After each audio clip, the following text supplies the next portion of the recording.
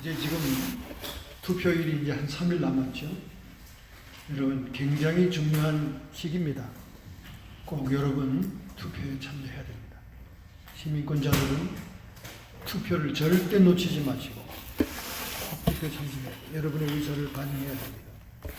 우리 트럼프 대통령은 이번 중간선거가 굉장히 중요한 전환점입니다.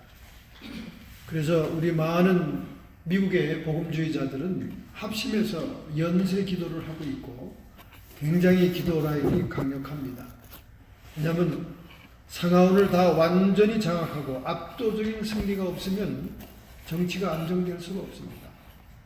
미국의 언론 메디아들이 거의 미치광이처럼 매일매일 트럼프를 정죄하고 욕하는 칼럼을 씁니다. 점잖은 노벨상 수상을 받은 학자들까지도 좀 쌍소리를 써가면서 뉴욕타임즈 논설을 쓰는데요. 제가 보다가 때려치고 말았습니다. 하루 한날 한 번도 트럼프를 욕하지 않는 날이 없어요. 어떻게 점잖은 학자들이 그렇게 극좌파가 되는지 이해할 수가 없고, 그리고 민주당이 얼마나 폭력적으로 지독하게 역사하고, 더군다나 이 캘리포니아는 그 극좌의 극치를 이루고 있어서 많은 주민들이 고통 신음하고 있습니다.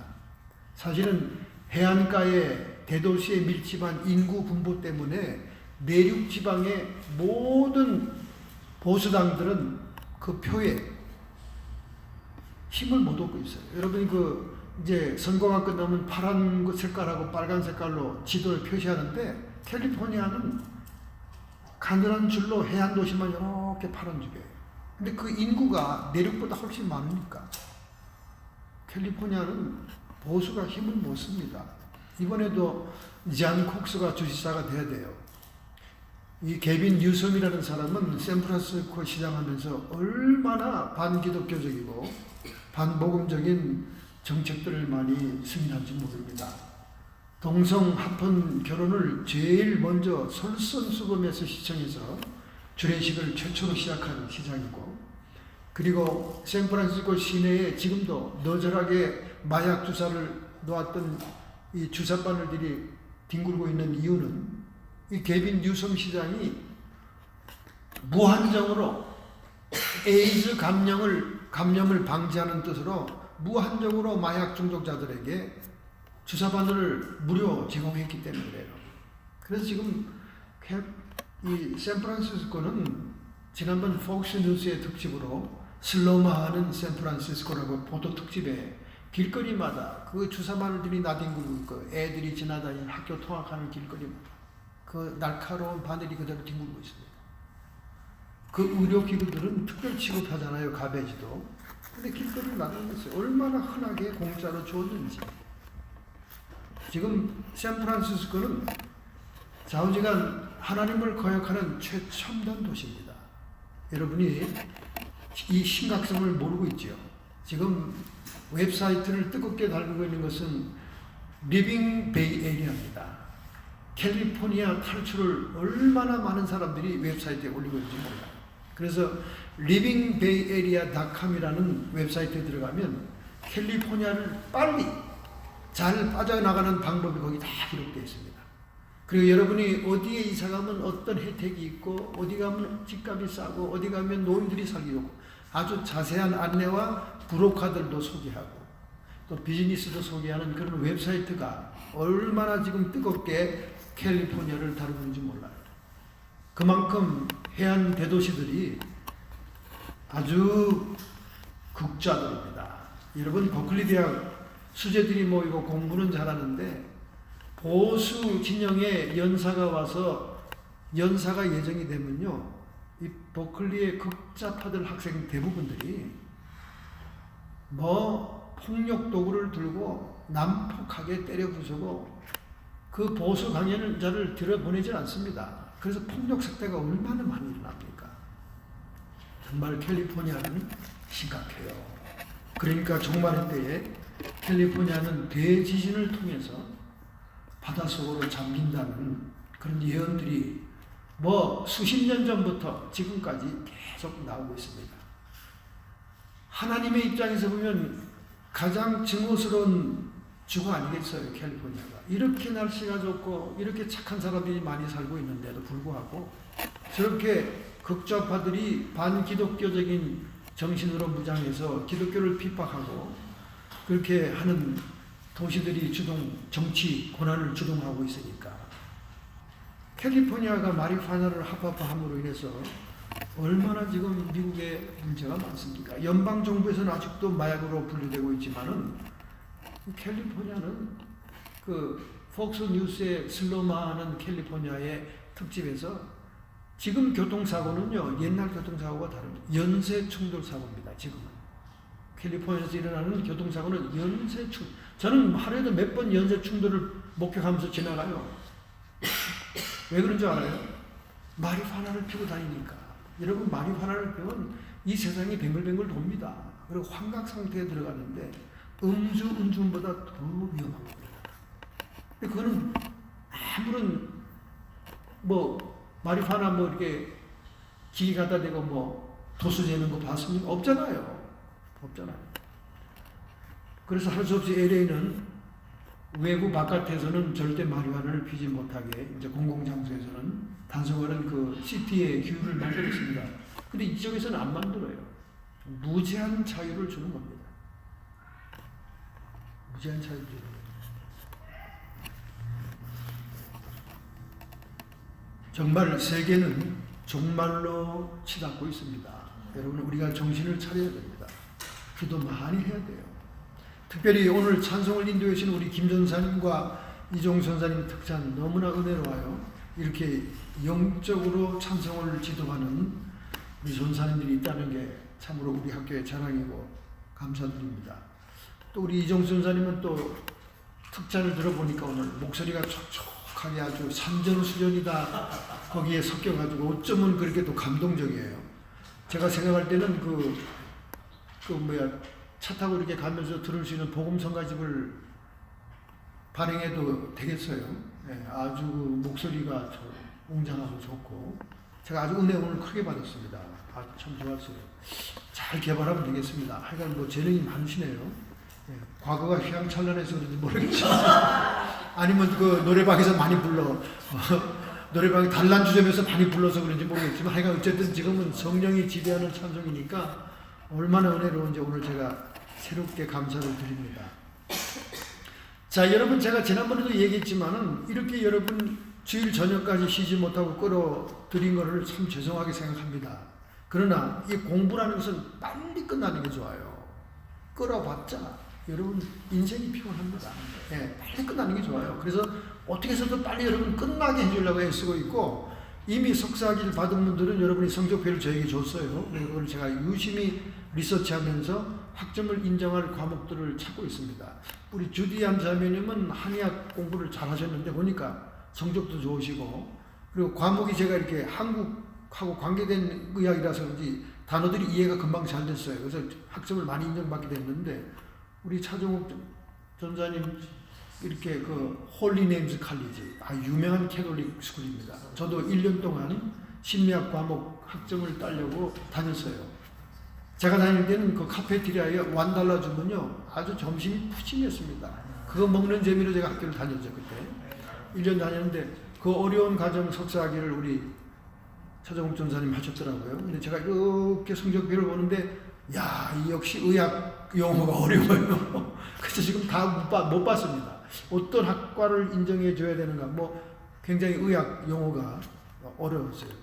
제가 또 그걸 연구를 하면서 읽어야 되겠다 생각이 들어요. 여러분도 시티 칼리지도 괜찮고요. 여러분의 공부했던 걸 가져오시면은 학점을 인정받고 그 다음에 계속해서 이렇게 빨리 공부해서 끝나는 게 좋습니다. 왜냐하면 모든 세상 일은 가변적이고 이렇게 좋은 혜택이 금방 또 끝날 수도 있으니까 빨리 여러분 끝나는 게 좋아요. 여러 가지 학점을 인정받고 그래서 내년 5월에 제가 어렵게 얻어낸 졸업식에 여러분이 동참할 수 있으면 너무나 감사하겠습니다.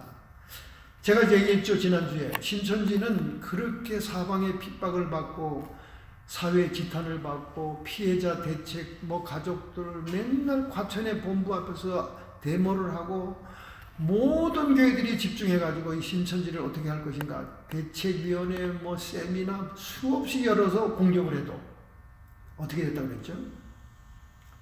지금 19만 명을 돌파해서 20만 명에 육박하고 있습니다. 그들이 14만 4천 명을 도달하기 위해서 14만 4천 명 안에 들어가야 된다고 그렇게 강조했는데 그게 넘어버렸어요. 그래서 지금 20만 명에 육박합니다. 개신교회, 기독교회들은 점점 줄어들고 있어요. 25%가 줄었답니다. 캐톨릭과 불교, 개신교 세 가운데 개신교가 제일 폭락입니다. 폭락. 대형교회 비리가 터지고 목사들의 스캔들이 터지고 이런 여러 가지 많은 것들이 사회 지탄을 받게 되니까 개신교인들이 다 떠나가는 거예요. 지금 800만 명밖에 안 남아있어요. 수천만 명 개신교인들이. 그럼 왜 신천지가 이렇게 계속 부흥하고 있는가? 그들의 전도 책략이 아주 지저분하고 도둑질 같은 그런 전도를 하고 있지만은 기본적인 것은요. 그들이 매일 월화 목금 아침 10시부터 2시까지 4시간 동안 매일 공부를 한다는 거예요. 그 사람들이 무슨 성경 강사나 교회 리더들을 교육하는 게 아니라 평신도 교육이 그렇게 집중 교육을 한다는 거예요. 아니 아침 10시부터 오후 2시까지 나올 사람들은 실업자밖에 없겠네. 누가 나와? 근데 거기 대학생들이 나온다는 거예요. 엄마 아버지한테는 학교 간다 그래놓고는 거기 온다는 거예요. 학교보다는 10시부터 2시 사이 가정주부들이 거기 온다는 거예요. 모든 사람들이 와서 얼마나 열심히 이론 교육을 공부하는지 그들의 말이 막히지도 않아요. 그러니까 전부가 개신교회들이 막 빨려 들어가는 겁니다. 개신교회들은 대비를 안 하기 때문에. 이렇게 목요일 한 번 나오는 것도 여러분이 그냥 이거 죽어야 돼 말아야 돼 하고 그냥 정말 여러분이 힘들게 나왔잖아요. 그렇잖아요? 근데 오늘 주일 저녁까지 여러분 연기해서 나오게 되니까 여러분 정말 너무 이거 힘들 거예요. 근데 우리가 신천지를 생각하자고요. 신천지 평신도들은 그렇게 극성스럽게 공부를 해서 지금 20만 명을 돌파하고 있다니까. 이단 종파가. 그리고 지금 다른 신학교들은 다 월화 목금 이렇게 공부해요. 다른 신학교는 떼돈을 내고 월화 목금 공부한다니까. 근데 여러분은 뭐예요? 겨우 목요일날 하다가 이제 또 겨우 주일 저녁에 하는데 하여간 여러분은 정말 무겁습니다. 정말 감사해요. 이렇게 오시면 너무 감사해요. 주일날 저녁에 탁 소파에 누워서 말이지 닭초콜릿 뜯어가면서 또 치즈 먹으면 하면서 와인 한 잔 탁 들면서 그 차달래 응? 차달래 누구죠? 차달래 부인? 차달래 부인 탁 보면서 아니지 차달래 부인은 주일날 안 하잖아 그지? 안 하는 거 이렇게 주말 연속으로 탁 보면서 말이지 이렇게 강아지 끼고 이렇게 또 강아지들이 떨어지면 안 떨어지지 이래야 되는데 여러분 이 밤중에 와서 공부하는 거 이게 참 정말 우리 주님도 기뻐하실 줄로 믿습니다. 이렇게 여러분이 애쓰고 힘쓰게 이렇게 이론적으로 무장하고 영적으로 무장할 때 여러분은 정말 기회가 닿는 대로 하나님께 쓰임받는 사명자로 살아날 줄로 믿습니다. 네. 할렐루야. 여러분이 점점 변화되는 것 같아. 내가 보니까. 아주 말하자면 세상 말로 얘기하면 군기가 싹 들어가는 것 같아. 옛날하고 많이 달라졌어. 옛날에는 나를 잡숴라. 하려면 하고 말라면 말자. 뭐 이런 태도가 보였는데 지금은 태도부터가 벌써 에스더 전도사님이 처음부터 가졌던 태도가 지금 여러분에게 나타나는 거야. 빳빳하고 그냥 막 이런 거 있지 그냥 죽으면 죽으리라 이런 태도. 이게 지금 여러분에게 다 퍼져 있으니까 야 이거 진짜 신학 훈련은 해야 되긴 되는 거구나. 우리가 이론으로 무장하고 공부하는 게 이렇게 사람을 변화시키는 거라는 느낌이 들면서 제가 참 보람을 느낍니다. 사실은 저희가 오는 길이 거의 3시간이에요. 또 요즘은 트럼프 대통령이 자기 공약을 지킨다고 모든 기간 산업을 개발해서 도로부터 닦고 있잖아요. 지금 정신없이. 도로 공사 안 하는데 어디 있어요. 근데 우리 집사람은 물론 노동도 많이 하고 일도 많이 하지만은 이 비위가 약해요. 그래서 아스팔트 냄새 맡으면 그냥 토합니다. 오늘도 그냥 여러분들 오는 거 알고 그냥 가려고 애를 썼는데 이 2-3시간 막 가다가 그냥 차가 쭉 지나가면 괜찮은데 이게 서 있으니까요. 서 있는 동안 아스팔트 냄새가 나니까 막 확 토하는 거예요. 멀미 때문에. 그 제가 그럼 오늘 쉬어라. 오늘 할 수 없다. 자기는 저한테 많이 들었던 얘기라는 거지. 또 급하면 www.churchgl.com에 들어가면 금요 기도회란에 이 치유 사역 세미나 한 여러분이 못 들은 내용이 쫙 1번부터 있습니다. 여러분이 들으면 참고가 될 거예요. 그리고 여러분이 3장의 짧은 리포트를 쓰는데도 참고가 될 것입니다. 3장 이하의 짧은 리포트는 여러분이 치유 사역자로 쓰임받을 때 나는 어떻게 할 것이다. 그거거든요. 근데 그 어떻게 할 것이다 내용 속에 여기에 치유의 법칙이 포함되어야 된다는 말이에요. 그러니까 여러분 1번부터 들어봤어야 그걸 살짝 넣어서 A++ 받을 리포트가 써지는 거지. 여러분의 상장을 동원해서 암만 써봐야 성적이 안 나온다는 말이지. 그죠? 지금 오늘 9번째 법칙일 거예요. 9번째. 맞습니다. 9번째 법칙인데 여러분이 지금 오늘 처음 참석한 분은 8번까지 못 들은 거지. 그러니까 8번까지 법칙이 여러분의 리포트에 안 들어가면 절대 좋은 성적이 안 나옵니다. 제가 3장 이하로 리포트를 쓰라 그러니까 목사님이 형식적으로 건성 숙제를 받으려고 하는가 보다 이렇게 생각하는데 절대 안 그렇습니다. 저는 정말 꼼꼼합니다. 그리고 다 체크하더라고요. 다른 교수님들은 지금 성적을 후하게 주시는데 감사한 일이죠. 감사한 일인데 오늘 8번째 해야 되는데요. 오늘 9번째. 지난번에 어떤 인생을 치르더라도 그 7강이 7강이었어요? 믿음의 접촉점의 영. 그래. 제가 잘못 썼나 보네. 그럼 8번째. 그럼 7번째까지를 여러분이 그 웹사이트 들어가서 한번 쭉 들어보세요. 차 타고 가면서 들어보세요. 그러면 여러분이 굉장히 그 치유의 법칙을 이해하고 또 이론적으로 무장해야 여러분이 그런 사역을 할 수 있고 은사가 오는 거예요. 무대뽀로 뭐 그냥 옛날에 교회 무식한 권사들이 뭐 신유 은사 받아서 할 때 그런 시대는 지나갔어요. 그런 사람들이 은사 역사하다가 그 옛날 샤먼으로 왔던 귀신들의 역사로 그냥 딴 3,000% 빠지잖아요. 그잖아요. 이론이 무장이 안 돼 있으니까. 그러니까 제일 중요한 게 이론이에요. 군대 가도 마찬가지. 군대 가면 이론이 뭐 필요하겠어요. 총만 쏘면 되고 탱크만 타고 나가면 될 텐데 아니에요. 6개월, 7개월, 8개월 동안 모든 이론 공부를 하고 난 다음 실습에 들어가는 거예요. 그러니까 이론 공부가 얼마나 중요한지 모릅니다. 그래서 지금 치유 사역자의 치유의 프린서플, 치유의 법칙을 여러분이 계속 강의를 받아왔는데 오늘 8번째 우리 에스더 정선사님이 정정을 해주셔서 너무나 감사합니다. Understanding the Laws of Divine Healing이라고 8번째까지의 영상이 녹음 영상만 있습니다.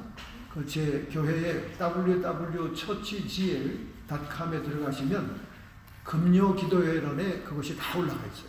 여러분이 한번 그냥 심심풀이를 들으시면 여러분이 리포트 쓸 때 그 중요한 요점들을 포함해서 나는 이렇게 치유 사역을 할 것이다. 이렇게 하시면 좋은 성적을 받을 수 있습니다. 자, 오늘은 믿음의 접촉점에 연결하라 하는 원리입니다. 8번째 법칙이죠. 오늘 성경 말씀을 봉독할게요. 성경 말씀 창세기 22장입니다. 구약 성경 28페이지. 나아만 장군의 성경을 안 읽으니까 여러분이 좀 속이 시원할 겁니다. 근데 나아만 장군 얘기 나옵니다. 창세기 22장 13절부터 19절 말씀을 우리 함께 봉독을 하겠어요. 페이지는 28페이지, 제가 가진 성경은 28페이지입니다. 28페이지. 창세기 22장 13절부터 아브라함이 눈을 들어 살펴본즉 한 수양이 뒤에 있는데 뿔이 수풀에 걸렸는지라 아브라함이 가서 그 수양을 가져다가 아들을 대신하여 번제를 드렸더니 다같이 아브라함이 그 땅의 이름을 여호와 이레라 하였으므로 오늘까지 사람들이 이르기를 여호와의 산에 준비되리라 하더라. 여호와의 사자가 하늘에서부터 2번째 아브라함을 불러 가라사대 여호와께서 이르기를 내가 나를 가리켜 맹세하노니 내가 이같이 행하여 내 아들 내 독자를 아끼지 아니하였은즉 17절 내가 내게 큰 복을 주고 내 시로 크게 성하여 하늘의 별 같고 바닷가의 모래 같게 하리니 내 시가 그 대적의 문을 얻으리라. 또 내 시로 말미암아 천하 만민이 복을 받으리니 이는 내가 나의 말을 준행하였습니다 하셨다 하니라. 이에 아브라함이 그 사환에게 돌아와서 함께 떠나 부엘세바에 이르러 거기에 거하였더라. 아멘. 단순히 이 성경 구절은 아브라함의 어떤 행적을 기록한 말씀이거니 생각하면 안 됩니다. 여기에는 예수 그리스도의 십자가, 그 주님의 구속의 계획이 딱 디자인되어 들어가 있어요. 여러분이 그것을 뽑아낼 수 있고 볼 수 있어야 영적인 설교를 할 수 있습니다. 여러분 여기 나오는 줄거리는 주일학교 때부터 딱지 듣게 들은 얘기죠. 여러분 여기 주일학교 출신들이 있으면 너무나 많이 들고, 저는 부흥회를 많이 참석했잖아요. 어릴 때부터. 부흥회 목사님들이 오면 꼭 마지막 날은 이 설교를 해요. 아브라함이 이삭을 데리고 산에 올라가죠. 무슨 산이죠 거기가? 모리아 산에 올라가죠. 그래가지고 그 독자 이삭을 바치라고 그러잖아요. 언제는 독자를 백세에 줬다가 도로 내놓으라 그러니까 기가 찰 일이지만은 아브라함은 묵묵히 하나님의 뜻이 뭔지 몰라도 순종을 하죠. 그래서 자기 아내 사라에게 말을 안 하고 침묵하고는 사원과 함께 아들과 함께 셋이 사흘길을 떠나서 모리아산에 옵니다. 그 모리아산은 예수님께서 십자가를 지시고 피 흘리신 그 산이에요. 모리아산이. 바로 그 장소에 하나님이 독자 이삭을 바치라 그래요. 여러분 이 그림을 보세요. 드라마 그림을. 마치 하나님이 자기 아들을 독자를 바치는 것과 같은 똑같은 그림이잖아요. 요걸 이렇게 그림으로 그려서 인간들에게 인식을 시킨 거예요. 하나님이 그만큼 자기 독자 예수를 바친 거는 아브라함이 이삭을 바칠 때 그 심장이 떨리고 가슴이 저리고 막 자기 아내한테 말 못하는 그런 아픔이 있다는 아버지의 심정을 이해하게 한 거예요. 믿음의 조상 대표되는 아브라함에게. 근데 아브라함은 문제없이 순종했잖아요. 그래서 칼로 정말 쳐 죽이려고 하죠. 이삭이 17세 난 이삭이 물어보잖아요. 아버지 여기 장작도 있고 땔감도 있고 다 준비됐는데 재물은 어디 있습니까? 바칠 양은 어디 있습니까? 물어보는 거예요. 재물이 없는 게 너무 이상하잖아요. 매일 봤는데. 그때는 뭐라고 합니까? 아브라함이 하나님이 자기를 위해서 준비할 것이다.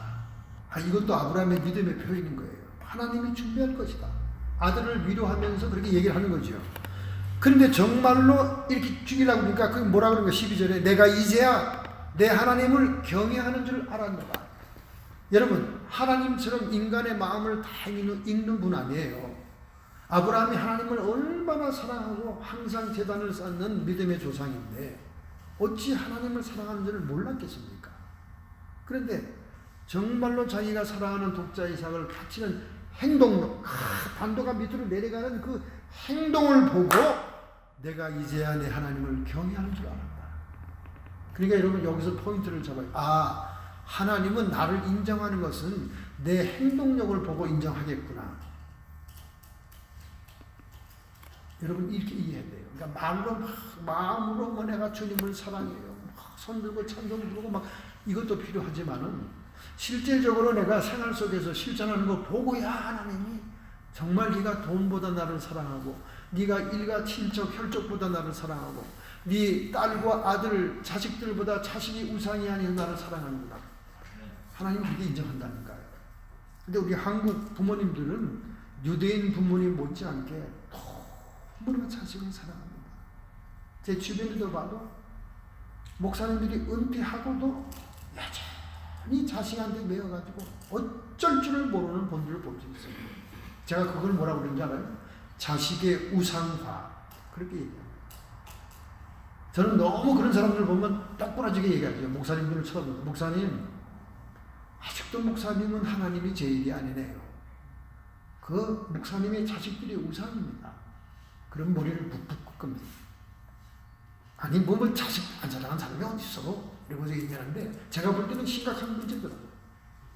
여러분도 일찌감치 18세 되면 자식을 끊으세요. 그리고 자식은 그만 생각하고 하나님을 생각하고 하나님의 사역만 집중하셔야 됩니다. 우리 에스더 전사님처럼 그렇게 해야 돼요. 우리 에스더 전사님 남매가 참 멋있는 자식들을 낳았어요. 자기들 아들도 아주 똘똘하고 말이죠. 예? 제가 이렇게 기도 전번에 해줬는데도 기도했는데 너무 하나님을 사랑하시고 앞으로 큰 축복을 주신다 그런 거예요. 워렌 버핏 같이 축복하리라. 할렐루야. 예. 왜 그렇게 하겠어요? 믿음이 있으니까. 하나님을 위해서 자기 모든 것을 내놓을 수 있는 믿음이 있으니까 그렇게 축복한다는 거예요. 할렐루야.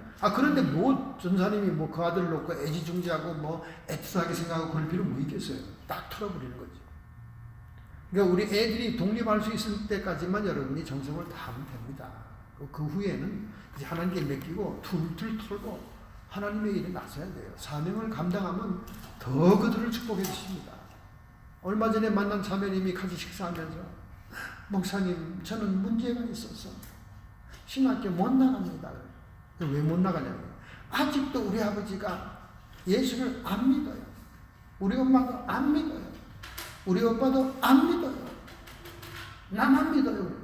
그 가족을 위해서 몇 년 기도했는데 30년 넘어가고 있습니다. 고만 기도하세요. 그랬어요. 아직도 교회 안 나가는데 왜 고만 기도하냐. 30년 넘어도 응답이 안 되는 것은 문제는 자매님에게 있는 거예요. 자매님에게. 제가 기도해 보면요.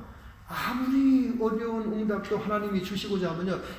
2년 정도 되면 되게 다 응답받고 아주 끈질기면 3년 정도 기도하면 다 응답되더라고요.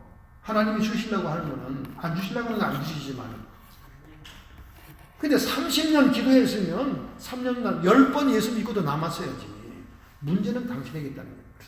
그게 내가 무슨 문제가 있어? 내가 얼마나 열심히 교회나 당신이 하나님이 사명을 감당해야 돼. 하나님이 당신을 위해서 하시고자 하는 뜻을 이루어 드리면 그분들이 다 돌아오신다. 제가 어릴 때 벌써 그 말씀을 들었어요. 주님께. 네가 내 일을 해주면 네 가정과 네 자녀와 너의 모든 사생활적 일은 내가 감당하리라. 할렐루야. 이 비밀을 모르고 맨날 자식들을 붙들고 애지중지. 여러분의 손이 타면 탈수록 걔들은 더 망가져요. 그리고 쓸데없이 수많은 세월을 기도했으면 이제 그만 기도해도 30년 기도해도 안 돌아와. 그만 기도해도 돼. 이제 네가 하나님의 뜻이 무엇인가, 하나님이 나를 통해서 무엇을 하시고자 원하시는가를 해드리면 그 기도는 자동응답되는 거야. 글쎄요. 제가 이렇게 말해도 글쎄요. 내가 체험담을 얘기해도 글쎄요. 더 기도해야 되겠는데요. 이러더라고. 그래, 네 팔자다. 계속 기도해라. 100년 동안 기도해라. 여러분, 여기 아브라함이 하나님의 말씀에 순종하니까 놀라운 축복이 맞잖아요. 여호와는 여호와 이레다. 거룩한 공급자이시다. 정말로 아브라함이 믿음으로 선포한 그대로 자식 대신에 수양이 나무에 뿔이 걸려가지고 제물로 준비가 돼 있었다는 거야. 할렐루야. 여러분, 이것은 예수 그리스도를 상징하는 거예요. 예표하는 거예요. 우리의 죄의 형벌과 저주와 사망을 위해서 대신 대속하기 위해서 하나님이 예비하고 준비한 것이 예수 그리스도 메시아인 겁니다. 할렐루야. 그 예언이 지금 노골적으로 16절부터 나오는 거 아닙니까? 내가 내게 큰 복을 주고 아브라함 너도 복을 받겠지만 내 씨로, 내 씨, 더 시드가 나옵니다. 영어 성경에 더 시드, 관사가 붙어요. 정관사가 붙어 있어요. 더 시드, 하나의 씨, 하나의 씨. 내 씨로 크게 성하여 하늘의 별과 같고 바닷가의 모래 같으니 내 씨가 그 대적을 문을 얻으리라. 아브라함을 통해서 하늘의 별 같은 택한 이스라엘 백성이 나왔죠. 바닷가의 모래와 같은 아람 민족이 나왔잖아요. 그 모래와 같은 아람 민족 모래 속에서 블랙머니가 나오지 않습니까? 계속 나오잖아요. 블랙머니. 아랍이 왜 이렇게 세계에서 큰 소리 치고 이렇게 대국을 이루고 사람들을 괴롭힙니까? 그들이 석유에 달러가 있기 때문에 그래요. 여러분, 아랍 사람들 사는 거요. 엄청 잘 삽니다. 엄청 잘 살아요. 가난한 사람이 없어요. 교육이고 의료고 다 무료예요. 달러 머니로 국민들을 다 혜택을 줍니다. 거기다가 왕족들, 귀족들요. 그들이 사는 집, 그들이 타고 다니는 차를 보면 여러분이 안 보는 게 낫습니다. 벤츠도 그냥 골드예요. 다 골드. 벤츠가 다 골드로 만들었다니까. 돈이 흔해 빠져가지고 그 집에 들어가면 모든 세면기 뭐 이런 게 트럼프도 그러고 살지만은 다 황금이야. 순금, 황금. 제가 그 특집 화보 그림을 봐서 알아요. 이게 그 달러, 블랙머니, 석유 돈으로 살고 있는 그 중동의 그 왕족들의 삶입니다. 이 왕족들은 어느 돈들이 많은데 돈 쓰는 게 아주 그냥 너무 힘든 거예요, 이 사람들은. 그러니까 이런 스위스 산장에 이런 리조트를 그냥 다 빌려버려요. 왕자 하나가 거기 스키 타러 간다 그러면요, 그냥 그걸 다 빌려. 손님 받지 말라 그래요. 그리고 지 일행들하고 쫙 갑니다. 거기 이제 한국 한의사가 하나 꼈어요. 그 한의사가 얘기한 책을 제가 본 거예요. 그 한의사가 하나 꼈는데, 우리 주대한도 이제 아랍에 가서 한의사가 있는데, 이 한의사는 그걸 보고 너무 기가 막힌 거야. 자기는 어릴 때부터 어렵게 자랐는데 이 왕족들이 사는 꼴을 보니까 너무 막 기가 막힌 거야. 리조트를 다 빌려가지고 뭐 식사도 맨날 그냥 호합하래가. 그리고 이 왕족들이 그 리조트를 빌리면요, 거기 종업원들은 입이 찢어진대. 왜냐면 잘하면 뭐 100만 불도 팁을 받을 수 있고, 예. 뭐 10만 불은 이거 그냥 보통 팁이고, 여러분 제가 무슨 거짓말 하는 거 같으죠? 그 한의사가 다 기록한 책을 봐서 알아요. 비행기도 다 전세 자기 비행기야. 그러니까 여러분 그거 안 보는 게 낫다니까. 그거 보고는 아니 내 팔자는 왜 이렇지? 이렇게 생각되니까 나도 그거 보고 야 진짜 하나님이 뭐 아브라함의 자손 아랍 족속을 이렇게 잘 살게 했는가. 그런데 내 씨가 그 대적의 문을 얻으리라. 내 씨, 더 씨드. 예수님을 얘기합니다. 대적의 문을 얻는다. 고대 사회의 전쟁은요, 성문을 얻으면 정복하는 거예요. 할렐루야. 그래서 예수님이 사탄과 마귀, 지옥의 대적의 문을 얻는 분이에요. 할렐루야. 내 씨로 말미암아 천하 만민이 복을 얻으리니. 예수님 때문에, 그 이름 때문에, 예수님 때문에 천하 만민이 복을 얻으리니. 이는 내가 나의 말을 준행하였음이나 하셨다 합니다. 아브라함 믿음의 조상이 자기 자식을 아끼지 않고 드리는 그 말씀을 준행함으로 하나님이 예비한 계획이 그대로 진행하게 됐다는 거예요.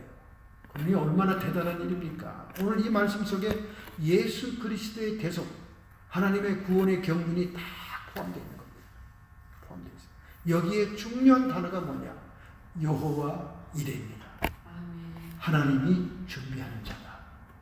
오늘 여러분과 제가 치유사역을 감당할 때 환자와 아픈 사람들을 위해서 하나님이 예비하고 준비한 것이 있습니다.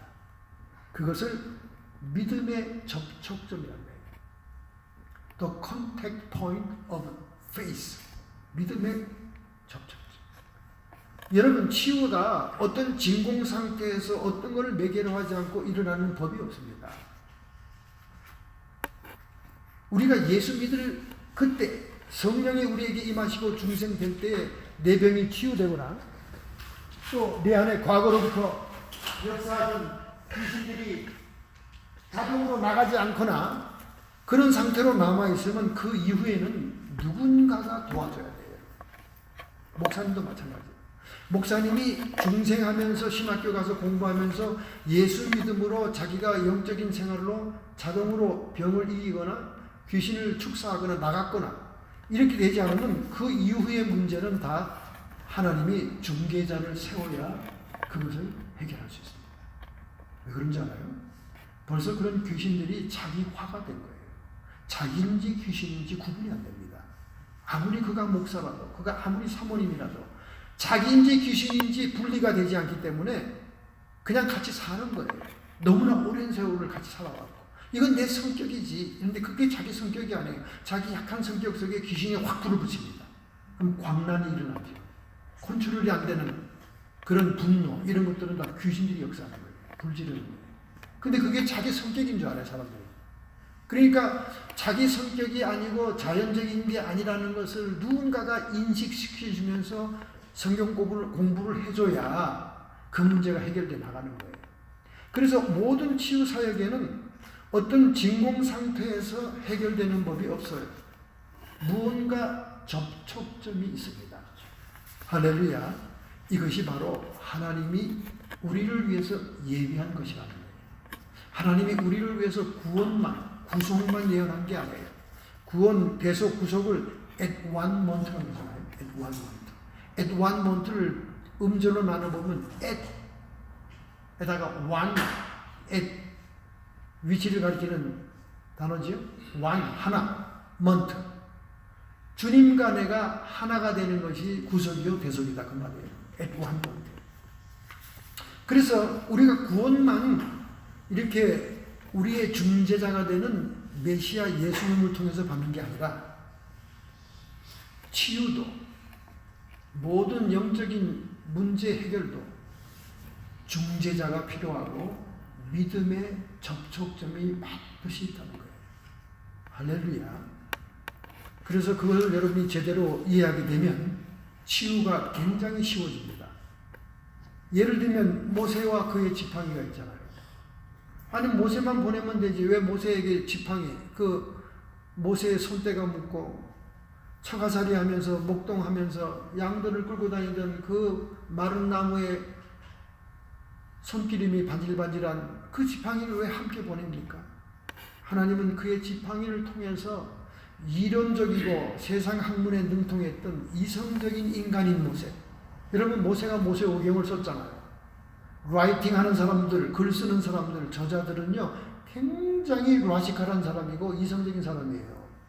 그런 사람들이 초자연적이고 초과학적인 그런 현상을 보게 될 때 믿을 수 있을까요? 잘 못 믿죠. 그러니까 하나님이 그에게 지팡이를 매개체로 지어준 거야. 네가 이 지팡이를 칠 때, 흔들 때 하나님의 역사가 일어난다 이거예요. 그 믿음의 접촉점으로 지팡이를 준 거예요. 그러니까 이게 우리가 자기 자아가 굉장히 강하고 이성적이고 라지컬한 사람들, 더구나 글 쓰는 사람들은 굉장히 세밀하게 그 논리적인 사람들이거든요. 그러니까 비논리적이고 비상식적인 초자연적인 하나님의 이적을 쉽게 이렇게 받아들이거나 이해하기가 어려운 자니까 그에게 지팡이를 상징적으로 지어주는 거예요. 믿음의 접촉점으로. 여러분이 점점 이해가 열릴 겁니다. 또 바울은 기름 부음의 역사가 있죠. 기름을 바르기도 하고 또 의복을 뭐 옷을 통한 치유도 있고 손수건을 통한 치유도 있고 베드로는 그림자를 통한 접촉점으로 치유하는 경우가 많습니다. 모든 성경의 기록을 보면 하나님의 기적에는 반드시 컨택트 포인트가 있었다는 거예요. 접촉점이 있었습니다. 그게 공통적이라고 해요. 첫째로 그러면 그 접촉점이 무엇이냐?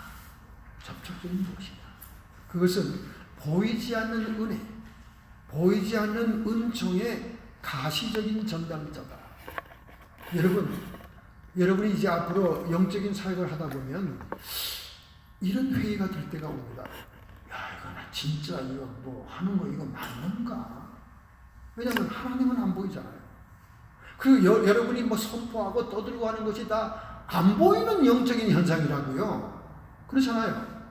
안 보이는 거 가지고 막 내가 한번 하다 보면 자기도 회의가 될 때가 있어. 어떤 데는 이거 내가 진짜 이거 헛걸을 믿고 하는 거 아닌가? 에스더 전사님 어떠세요? 그런 적이 있어요? 없었는데 아직도 십자가의 군병 예수 빨갱이니까 오직 예수 믿음의 은사를 받은 거예요. 그런데 이제 원로 목사가 되든가 뭐 이러면 그런 회의가 될 때가 있어요. 사람이. 왜냐하면 자기가 기대했던 대로 소망했던 대로 하나님이 역사해 주지도 않고 신자들은 괴롭히고 사역이 힘들게 되면 이거 진짜 내가 헛결을 쫓는 거 아닌가. 그냥 장로님이 담임 목사 임종을 막 기다리면서 막 기도하고 찬양 불러주고 목사님 그런데 목사님이 이리 오라 그래요. 그래서 길을 갖다 댔더니 장로님이 김장 정말 천국이 있을까? 임종 직전에 원로 목사님이 그 말을 하더라는 거야. 그러니 장로님이 또 얼마나 회의가 들었겠어요. 자기가 평생 영적인 스승, 말씀의 아버지, 자기를 예수 믿게 해서 장로까지 만들어준 그 은사 같은 원로 목사님이 노망도 안 걸리는데 김장로 정말 천국이 있을까? 이 말을 하는데 자기의 믿음이 위에서 따라서 두조각 나는 그런 느낌이 들더라고요. 그래서 하나님은 우리에게 접촉점을 주는 거예요. 보이지 않은 은혜, 보이지 않은 영적인 현상, 불가시의 세계를 우리에게 믿게끔 하기 위해서 이렇게 하는 건 다 그 말이에요. 우리 너무 약하니까. 너무 약해. 그러니까 여러분 이단도 많고 거짓 교사도 많고 사기꾼도 많은 이유는요. 안 보이는 거니까. 안 보이니까 일단 자기가 신임을 얻으면 떠드는 대로 다 믿어주는 거예요. 지금 만민중앙교회 구로구에 있는 이재룡 목사가 깜방에 들어갔잖아요. 네, 체포됐어요. 그 전에 그렇게 많은 이상망측한 얘기가 있어도 못 잡았다니까. 그 사람을 못 잡아넣어서 잡아낼 근거가 없네. 근데 이번에는 성추행을 당했던 여자들이 다 피해자 고소를 해버렸어. 20년 받았습니다. 네. 그 사람이 얼마나 엉뚱한 얘기 한 줄 알아요? 예배 오 여러분 지금 제 마이크에 천사가 와서 앉아 있습니다. 천사의 날개가 금빛이 찬란하네요. 오. 안 보이는 색이니까 일단 이 목사가 신령하다는 인정을 받으면 지가 말로 짓거리는 대로 다 아멘 할렐루야야. 아멘 할렐루야. 그리고 뭐 성추행을 하고 막 그 안에 썩어 문드러져 나가는데 그 말을 막 능청스럽게 얘기하면 다 아멘이에요. 우리 목사님은 그럴 뿐이 아니라는 거야. 지금도 20년 들어가도 이거는 주님이 받았던 고난과 핍박의 모습이지 절대 그럴 뿐이 아니라는 거야. 왜? 이게 다 워시, 브레인, 이게 워시가 돼가지고 세뇌가 돼서. 왜냐하면 보이지 않는 세계는 너무 사기치기가 쉬운 거야. 일단 딱 어떤 라인에 올라가면 여러분도 이제 나중에 사기치기 쉽다. 안 보이는 세계를 다루니까 지금 성령께서 지금 불같이 임해서 여러분 사이를 지나다니고 있습니다. 야, 김자매 일어나세요. 불이 임했구만. 이렇게 얘기하면 다 넘어가는 거야. 그렇잖아요? 그런데 여러분이 알아야 될 건 이겁니다. 사람은 속아주지만은 하나님은 절대 안 속아요. 아멘. 여러분 그러면 그럴수록 여러분 점점 귀신이 올라타고요. 점점 그런 은사는 멀어지게 됩니다. 여러분이 정말로 신앙의 마음으로 하나님께 정직하고 거짓이 없을 때 여러분이 사모하는 은사가 오는 거예요. 여러분 보세요. 하나님이 귀한 선물 은사를 사기나 치고 거짓말하는 사람에게 덜렁 안겨주겠어요? 하나님이 다 아시는데. 그잖아요. 그렇기 때문에 그렇게 자꾸 쇼를 하려고 하는 사람들에게는 귀신만 와서 지배하는 거예요. 귀신 역사. 그러니까 귀신 역사는 꼭 끝에 증거를 냈더니 음란, 사기, 돈으로 횡령하는 거. 이런 게 다 나타나게 돼 있어요. 그러니까 지금 한국의 대형 교회들이 문제가 많으니까 대형 교회가 센터리 되잖아요. 그러니까 개신교회들이 다 교회를 떠나가는 거예요. 교회를 예수님을 떠나가지 않고 믿음을 포기하지 않아도 교회 안 나가는 교인이 얼마나 많습니까? 안 나가는 교회를 뭐라 그러죠? 가나안 선도라고 그러잖아요. 가나안. 안 나가는 꼬꾸라면 가나안이다. 가나안 선도가 얼마나 유튜브를 통해서 예배를 보는지 몰라요. 교회는 안 나가. 모태 신자들도 안 나가. 왜냐하면 교회가 너무 썩었어. 너무 목사들이 시합을 하고 거짓말을 하니까.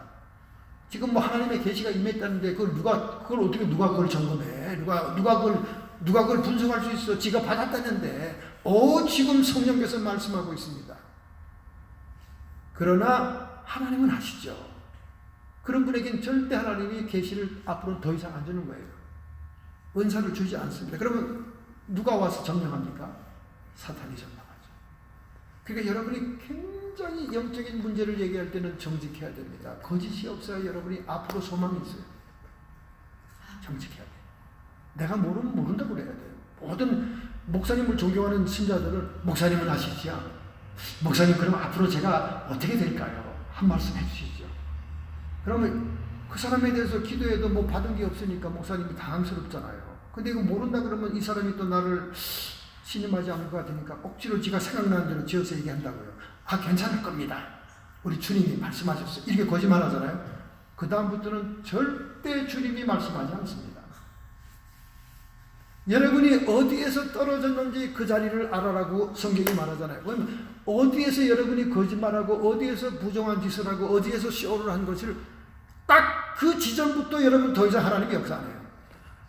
그러니까 우리는 매일 깨끗하게 기도하고 하나님께 회개하면서 자기 영을 풍성하게 하기 위해서 정직해야 됩니다. 정직해야 돼요. 그래서 이런 보이지 않는 영적인 세계이기 때문에 접촉점이 필요하다는 거예요. 하나님이 주시는 접촉점이 필요하다는 거예요. 은혜의 가시적인 전달자로서 우리에게 주님께서 임시로 준다고 말해요. 임시로. 어떤 사람들, 장소, 사물, 물건 혹은 수단으로 우리에게 내려요. 치유사역자. 예를 들면 의사들은 그 환자를 치료하고 처방을 하기 위해서 여러 가지 수단을 선택하잖아요.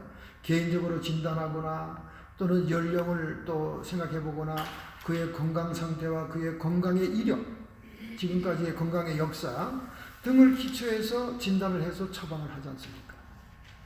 그러니까 모든 사람들에게 동일한 약을 줄 수가 없죠. 어린아이에게는 어린아이에게 맞는 약한 약을 주고 어른에게는 어른의 만성질환의 약을 주고 이렇게 다 다른 것처럼 하나님께서는 각 개인을 치유 사역하실 때에도 다른 처방을 쓴다는 거예요. 나아만이 문둥병을 낫기 위해서 구정물 같은 유단강물에 7번 들어가서 나았다면 당신이 문둥병이라면 똑같은 방법으로 하지 않는다는 거예요. 왜? 개인의 영적인 상태가 다르기 때문에 그래요. 이제 조금 이따가 제가 얘기할 겁니다. 나아만은 왜 구정물 유단강물에 7번 들어가라고 했을까? 다 그 이유가 있어요. 개인적인 영적인 상태에서. 그래서 하나님의 방법은 우리의 방법보다 월등하기 때문에 모든 개인에 따라 다른 거예요. 그러니까 케이스 바이 케이스예요. 어떤 방법을 일반화하고 제너럴라이즈 하면은 절대 안 됩니다. 이 논문을 쓰는 사람들이나 이런 학계에서 가장 증오하는 로직이 뭐냐면 일반화하는 거예요. 일반화. 황명순 목사님은 여자다. 목사님은 항상 까만 폴라를 입는다. 그러므로 여자들은 다 까만 폴라를 입을 것이다. 맞는 말이야, 틀린 말이야? 맞는 말이가 틀린 말입니까? 틀려요. 여러분이 논문 쓸 때 그런 식으로 쓰면 쫙 빨간 줄 나갑니다. 모든 케이스는 다 케이스 바이 케이스, 경우에 따라 다르고 상황에 따라 다르고 다 개개인의 특성이 있다는 걸 알아야 돼요. 그러니까 일반화해서는 안 돼요. 교주들, 이단들이 주로 짓는 그 실수가 뭐냐면 일반화하는 거예요. 자기가 경험했던 영적인 체험, 자기가 병 나았던 체험, 그것을 일반화하는 거예요. 일반화. 그러니까 내가 경험했던 걸 가지고 다 똑같이 적용시키는 거야. 응? 자, 내가 암을 낳기 위해서 밀가루를 반죽해가지고 여기 옆구리에 발랐다. 유방암. 현신의 본사에 가면 그 청파동에 건물에 돌아가셨지만 예전에는 가면 환자들에게 외상 환자들은 이 밀가루를 반죽에 탁 발라줘요. 그럼 나는 밀가루 반죽으로 이 유방암을 낳았으니까 하여간 너희들 암 걸렸으면 다 밀가루를 발라야 된다. 맞는 말이 틀린 말이에요. 틀린 말입니다. 이게 믿음의 접점이 모든 사람에게 다르다는 거예요. 왜냐하면 각 사람에 필요한 상황과 영적인 상태가 다르기 때문에. 그러니까 얼마나 우리가 디테일하게 영적인 생활을 해야 되고 디테일하게 하나님과 교제해야 되고 디테일하게 성경 말씀을 찾아서 적용을 해야 되냐 그 말이에요. 이렇게 믿음의 접촉점이 달라요. 다 다릅니다. 그래서 특정한 사람에게 특정한 수단과 특정한 믿음의 접촉점을 사용하신다. 이렇게 디테일이 달라요. 하나님은 참 다릅니다. 지금 여러분과 똑같은 사람들을 찾아볼 수 있습니까? 못 찾아봐요. 일란성 쌍둥이라도 눈동자에 이 눈에 지문이, 홍채의 지문이 다르고요. 일란성 쌍둥이라도 손의 지문이 다릅니다. 너무 신기하죠? 그죠? 다 달라요. 막 생기가 똑같다고 막 똑같아서 구분이 안 돼. 남자친구가 자기 애인을 구분을 못 해. 언니인지 동생인지. 그래서 그 드라마도 있잖아요. 그런 드라마도. 그렇지만 하나님은 얼마나 디테일하신지 이 지구상에 같은 인간을 만들어 놓지 않았다는 거예요. 그런데 믿음의 접촉점이 똑같을 리가 없지. 그렇잖아요? 뭐 비슷한 거는 있겠지만. 그러니까 나만 장군이 문둥병을 낫기 위해서 구정물 같은 성지의 요단강에 7번 들어갔다는 그 방법이 다른 문둥병 환자들에게 통하는 게 아니라는 거예요. 예수님도 신약성경에 문둥병을 고칠 때 그렇게 고친 게 없잖아요. 그렇잖아요. 구약성경에 의해서 요단강물에 씻으면 낫는다. 너희들도 요단강물에 가서 씻고 와라. 이렇게 한 적이 없다니까. 문둥병 환자들에게. 내가 원하느니 깨끗함을 받을지어다. I am willing to you. 이러면서 치료하잖아요. with compassion. 긍휼과 동정의 마음으로. 그 다음에 어떤 경우에도 내가 간절히 바라는 접촉점을 통해서 하나님의 치유를 받는 것이 아니다. 그러니까 내 아이디어와 내 제안을 가지고 그 아이디어를 접촉점으로 제안해서 치료받지는 않는다는 거예요. 근데 다만 혈병 여인같이 믿음으로 내가 저 주님의 옷자락을 만져도 내가 나음을 입으리라 하는 그 믿음의 접촉점은 가능합니다. 그걸 예수님이 인정했으니까 따라 평안히 가라. 내 믿음이 너를 구원하였느니라. 할렐루야. 그가 믿음으로 믿음의 접촉점을 삼았던 것은 하나님 예수님의 인정을 받으면서 치료가 되고 구원받죠. 그런 경우를 제외하고는 전부 다 자기 쪽에서 자기의 지혜로 제안한 아이디어의 접촉점은 없다는 거예요. 인간의 지혜와 자기의 방법으로 믿음의 접촉점이 만들어지지 않는다는 거예요.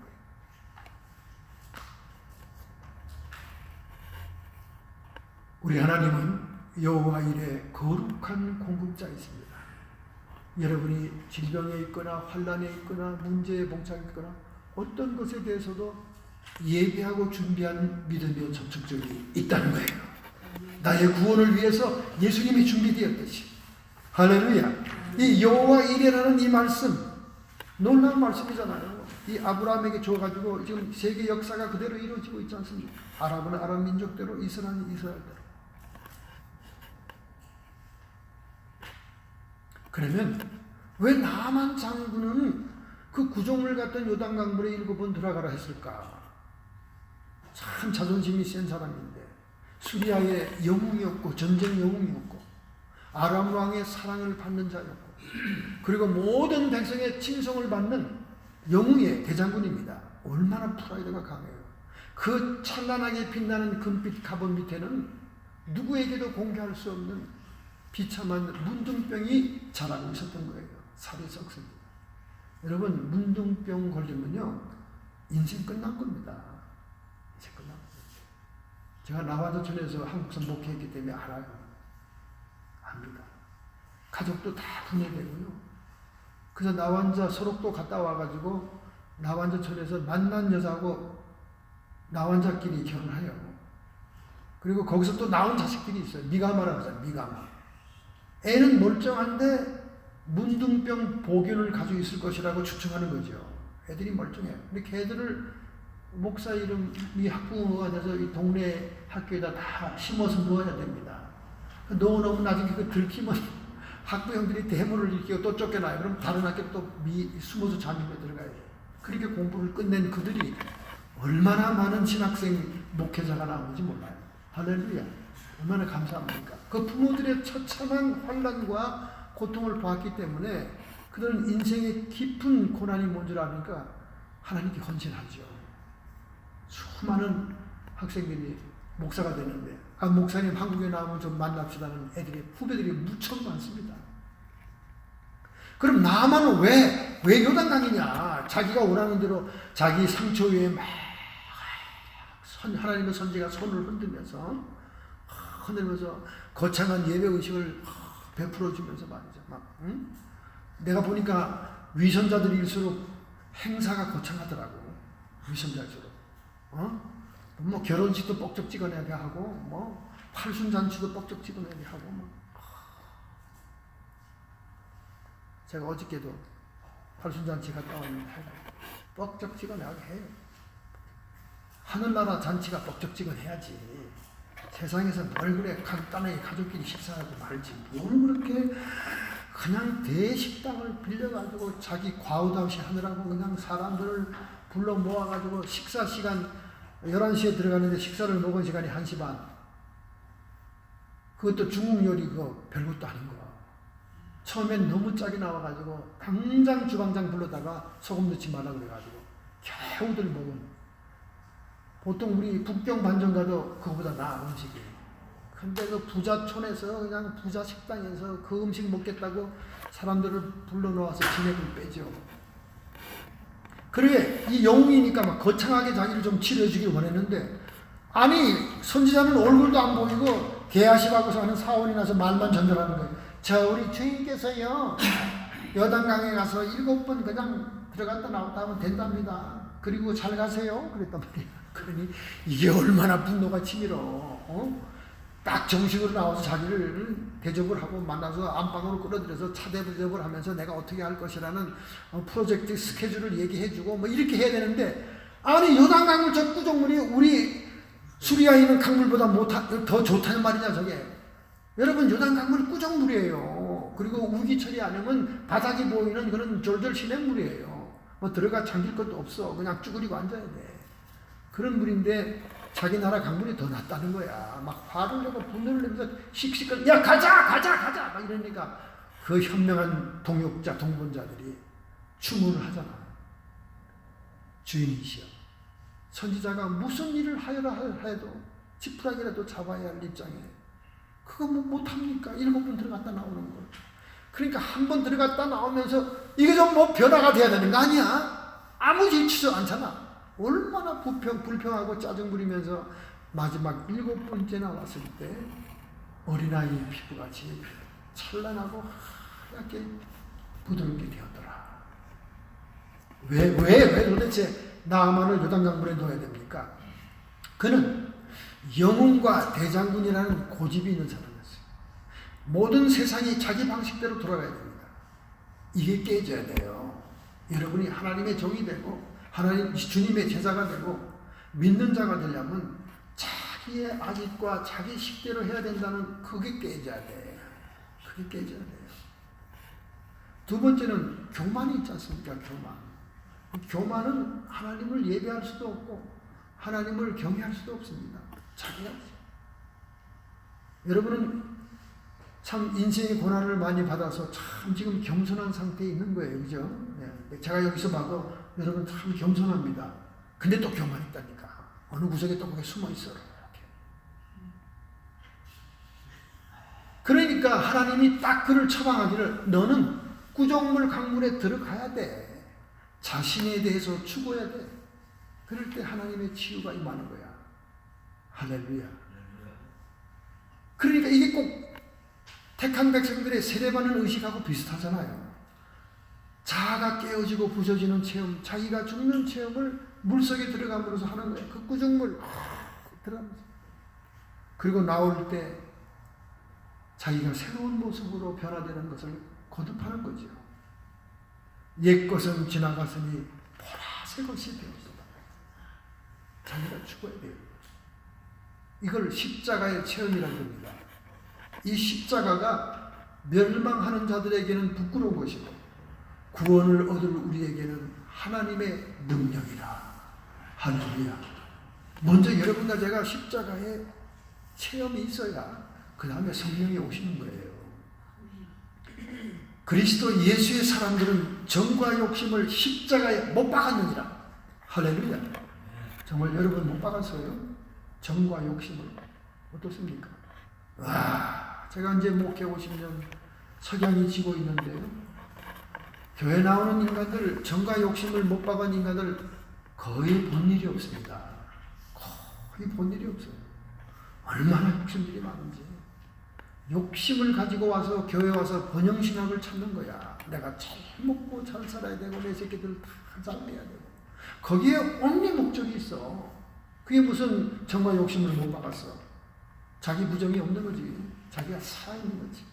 자기에게 뭐가 더 첨가되고 자기에게 더 뭐가 부가되고 자기가 특별히 하나님의 축복 선택을 받아서 더 받을 국림을 한 신앙이 그게 무슨 자기 부인의 신앙입니까? 자기 확장의 신앙이지. 자기 확장이지. 제가 항상 그 비행기 타고 내릴 때마다 하는 게 기도하잖아요. LA 보면 얼마나 납작천지입니까? 납작천지. 한국에서 처음 미국 여행 오는 사람들이 LA 공중에서 딱 보면서 하는 말이 아유 판자 동네구나. 판자 동네구나. 이렇게 쭈글거리다 옆에 보니까 판자 동네. 그리고 코리아타운을 다니면서 얼마나 뒤에 딱 뒷짐을 주고 교만을 떠는지. 아이고 뭐 이거 군청 소세지구만. 군청 소세지야. 아, 별것도 아닌 것들이. 이러면서 하는 얘기 제가 많이 들어서, 왜냐면 한국적으로 손님을 많이 제가 인도했으니까. 제가 한 번 인도할 때는 얼마나 바빴는지 우리 애들을 다 가지치기 해서 인도를 시키고, 하나는 유니버설 스튜디오로, 하나는 뉴질랜드로, 또 저는 저대로 또 저 헌팅턴 파크로 뭐 이렇게 어른들이 좋아하는 데 데려가요. 아주 가족들이 뿔뿔이 흩어져서 LA 안내를 하여간 7년 이상을 했습니다. 아마 7년 안식으로 일로 이사 온지 모르겠지만 제가 라구나 비치라는 동네에 살았거든요. 라구나 비치가 굉장히 좋은 동네입니다. 라구나 비치에 산다고 소문이 나니까 한국에서 어떻게 그렇게 많은 손님들이 미어지게 오는지, 여름 하기 수양을 하려고 말이죠. 바닷가니까. 라구나 비치 얼마나 바다가 멋있습니다. 그때 제가 LA를 안내하는 것이 주 업무였습니다. 목회는 주일날만 예배 딱 보면 끝나고 나머지 평일날은 한국에서 오는 손님들 치리하느라고. 와, 그거 보통 잡이 아니에요. 그 밴을 탁 사가지고 그걸로 이제 안내를 했는데, 여기서는 물론 많이 했지요. 많이 했습니다. 그런데 제가 교인들을 보니까 자기가 죽은 교인들 그렇게 만나보기 힘들었어요. 다 욕심이 살아있고, 욕심이 우상 숭배라 그러지 않습니까? 우상을 숭배하는데 누가 하나님을 숭배하고 경배하겠습니까? 그리스도 예수의 사람들은 정과 욕심을 십자가에 못 박았느니라 하는 성경 구절이 얼마나 부끄럽고 창피한지 몰라요. 여전히 저도 마찬가지예요. 뭐 여러분만 지금 지탄하는 게 아니라 여전히 저도 자꾸 날마다 바울처럼 자기를 죽여야 되는 거죠. 바로 이 자기의 죽음을 체험하게 한 거예요, 나만에게. 그리고 치료를 주신 겁니다. 할렐루야.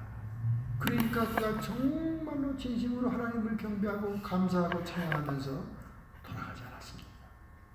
하나님은 개인의 영적인 상태에 따라 처방을 달리하는 거예요. 여러분에게 맞는 처방은 무엇일까요? 다른 접촉점이 우리 성경에 많이 나오죠. 첫째는 구약에 장대 뱀이 있지 않습니까? 장대 구리뱀. 그건 믿음의 접촉점이에요.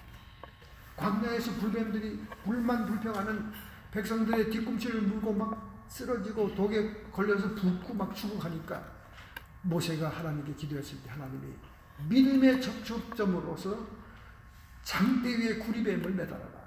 아니 왜 구리뱀입니까? 그죠? 신성한 걸 달아야 됩니다.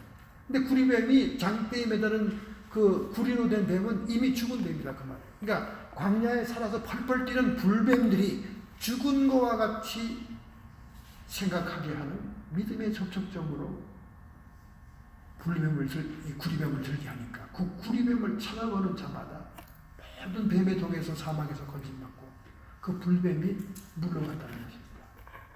할렐루야. 여러분, 이 믿음의 접촉점이 상징하는 게 뭘까요? 그게 뭘까요? 그것은 장차 주님이 죄인의 형상으로 십자가에 달리심으로 사탄의 권세를 정복할 것을 얘기하는 겁니다. 할렐루야. 그 다음에 또 모세 지팡이 아까 설명했죠. 그 다음에 엘리사는 부채로 인해서 자식을 빚쟁이에게 빼앗기게 됐을 때 엘리사 선생님에게 나와가지고 먹고 살 문제를 해결해달라고 권고합니다. 그러니까 하나님의 말씀에 임해서 동네에 가서 모든 그릇을 빌려다가 문을 딱 걸어 잠그고 그 빈병에 다 기름을 채워 넣어라. 그 미망인에게 물어봤잖아요. 엘리사 선지자가 너희 집에 있는 것이 뭐냐? 먹다 남은 기름 한 병밖에 없습니다. 그걸 가져오라는 게 참 이상하죠. 물질을 만들어낼 수 있는 그런 하나님의 권세라면 딴 걸 가지고 촥 만들어주면 되는데 그 집에 먹다 남은 그거 하나 가지고 그걸 씨앗으로 해서 기름을 붓게 하잖아요. 근데 이 붓다가 그만두잖아요. 더 빌려오라 그랬어요. 다 채워지니까 더 빌려오라니까 그냥 안 빌려오니까 거기서 딱 끝났어요. 기름. 믿음대로 받은 거죠. 이것은 여러분과 저가 가난의 물질의 문제까지도 하나님이 해결해 줄 수 있다는 것을 믿음의 접촉점으로 기름 한 병 그리고 빈 그릇을 보여주고 있는 거예요. 그 다음에 엘리야 시대는 사르밧 과부가 7년 가뭄이 들으니까 먹고 살 게 없어서 마지막으로 자기 새끼들 자기 먹고 죽으려고 이렇게 이제 마지막 그 나뭇가지를 이제 주셨어요. 불 떼려고. 그리고는 마지막 밀가루 떡을 가지고 이제 마지막 전병 부침개를 만들고 있는데 엘리야가 와서 달라고 합니다. 과부 볼테기에 밥을 떼먹는 거죠. 그러니까 이 과부는 그걸 그냥 주죠. 주의 종에게. 주니까 그냥 엘리야가 자기나귀를 다 먹어버린 거예요. 근데 어떻게 됐습니까? 그 사르밧 과부 집에 떡반죽 그릇에 밀가루가 7년 동안 끊이지 않고 기름이 끊이지 않았잖아요. 이게 믿음의 접촉점으로 그의 마지막 전병을 본 겁니다. 또 예수님도 믿음의 접촉점이 있죠. 오병이어 사건 있잖아. 베세다.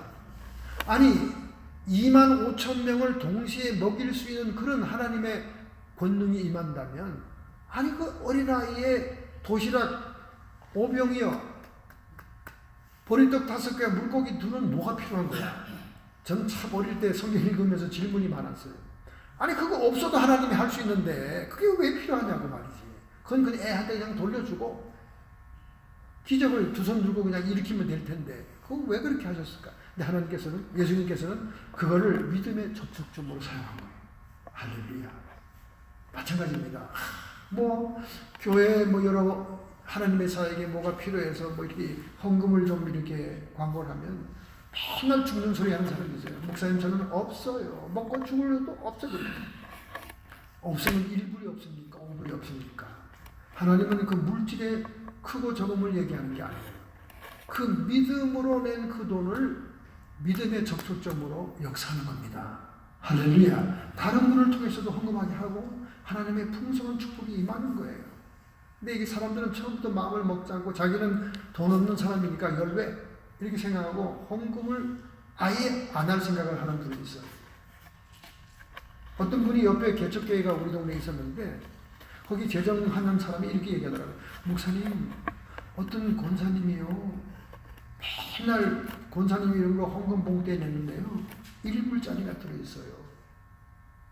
이 권사님은 어떻게 된 권사님이죠? 그러더라고요. 제가 그랬어요. 그 권사님은 가짜다. 비행기 타고 오면서 권사가 된 사람입니다. 제가 그렇게 얘기했어요. 여러분 한국서는 권사님이 1불 내는 수준의 믿음으로 절대 권사가 못 됩니다. 여러분도 다 알 거예요.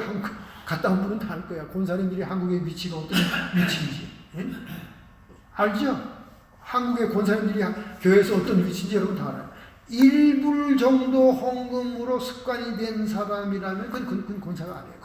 그런 믿음으로 절대 목사님들이 권사를 주지 않았어요. 그 사람은 분명히 비행기 타고 오면서 평신도였는데 엄마 우리 창피하다 야.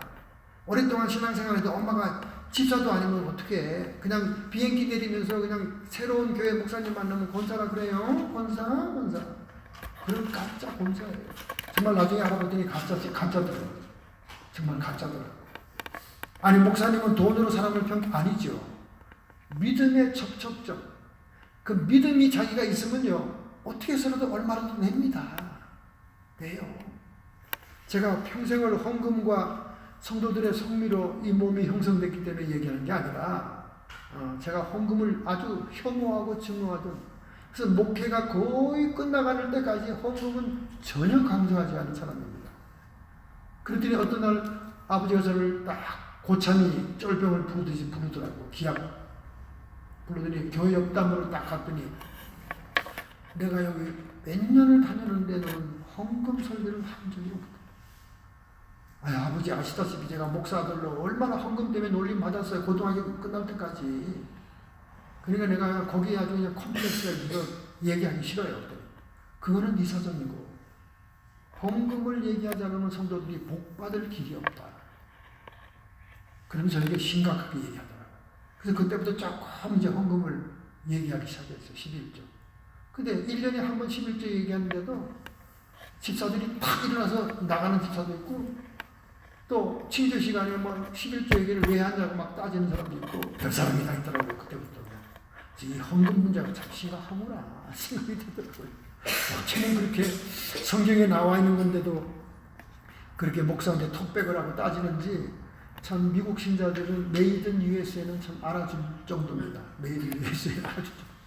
자 어쨌든 예수님이 소경에게 침을 뱉고 진흙을 이겨서 눈에 발라서 신랑한 모세가 씻으라고 하잖아요. 아니 내 눈이 떠질지어다 말로만 해도 될 주님인데 왜 구창게 복잡한 과정을 그 사람에게 거쳤을까요? 침을 뱉고. 여러분 침이라는 것은 저주를 상징합니다.